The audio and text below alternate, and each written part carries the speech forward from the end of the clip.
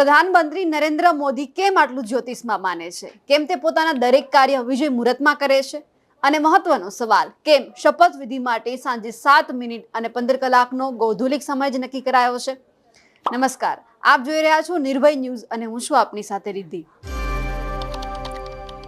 સાંજે 7 અને 15 કલાકે વડાપ્રધાન મોદી શપથ લેવાની સાથે જ જવાહરલાલ નહેરુની બરોબરી કરતા જોવા મળશે।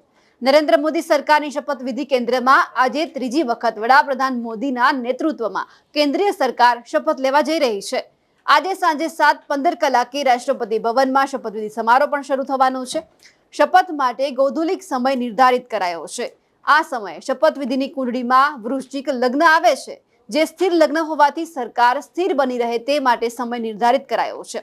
શપથવિધિની કુંડળીમાં સાતયું સ્થાન છે, જે સ્થાન ભાગીદારી તથા પ્રજા સાથેના સંબંધોનું સ્થાન છે। ત્યાં બુધ, ગુરુ અને શુક્ર જોવા મળે છે। આ સાથે જ શુભ ગ્રહો એક સાથે પણ જોવા મળે છે અને સૂર્ય જેવો તેજસ્વી ગ્રહની હાજરી પણ સાથી પક્ષો સાથે ગઠબંધન ટકી રહે અને ગઠબંધનવાળી સરકાર પ્રભાવી અને સારું કામ કરનારી બની રહે તે માટે આ સમય નક્કી કરાયો છે।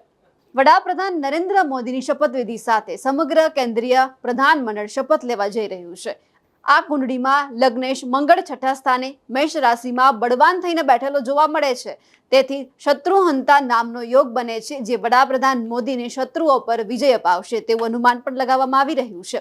માર્ચ 2025માં રાહુ કુંભ રાશિમાં શનિની સાથે આવતા માર્ચ અને એપ્રિલ મહિનો વડાપ્રધાન નરેન્દ્ર મોદી અને તેની સરકાર માટે કષ્ટકારક બની રહેવાનો છે।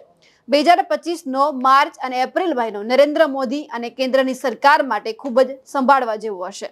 તમને શું લાગે છે, આ ગઠબંધનવાળી સરકાર 5 વર્ષ ટકી રહેશે અને સાથે મળીને કામ કરશે? તેમને ચોક્કસથી કમેન્ટ લખીને કમેન્ટ બોક્સમાં જણાવજો। આ સાથે જ નિર્ભય ન્યૂઝને લાઇક, શેર અને સબસ્ક્રાઇબ કરવાનું ના ભૂલશો। નમસ્કાર।